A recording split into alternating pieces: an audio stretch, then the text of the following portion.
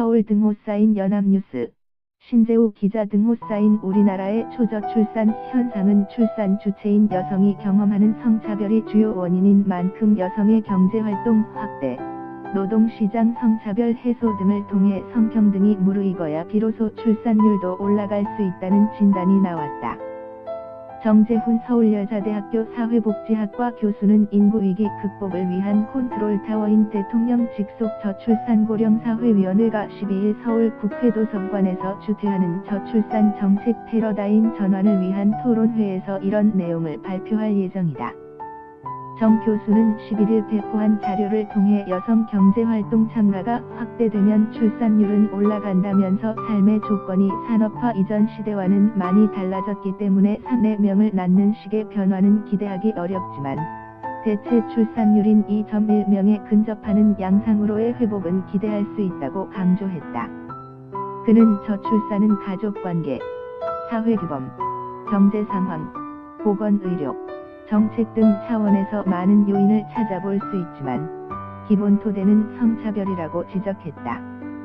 취업차별, 성별 임금 격차, 독박휴가, 경력 단절, 결혼 임신 출산 육아로 인해 여성의 고용률이 30대 후반에 급격히 떨어지는 현상이 유지되는 상황에서는 여성이 출산을 포기하는 게 자연스러운 현상이라는 것이다. 정 교수는 성평등 추구 관점에서 여성의 경제활동 참가율은 중요한 기준이 된다고 주장했다. 그는 여성 고용률은 단순히 노동시장의 성차별 양상 중 하나가 아니라 여성이 경험하는 정치, 경제, 사회, 문화적 성차별의 종합적 결과라며 높은 여성 고용률과 이에 비례한 출산율을 나타내는 국가를 보면 기본적인 사회보장제도가 구축되고 성평등 상태를 이룬 성평등 복지국가라고 말했다.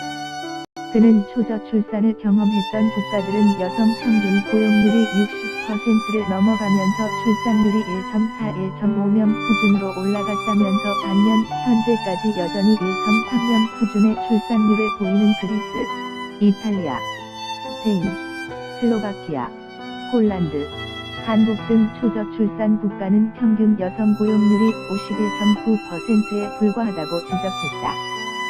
정 교수는 경제활동 참가율이 높아지면 여성이 남성에게 경제적으로 의존하지 않게 되고 남녀 성역할 고정관념과 역할분리도 사라진다며 아이를 낳아도 나 혼자 갖는 부담은 없다는 확신이 들어야 여성이 출산을 긍정적으로 받아들이게 된다고 설명했다.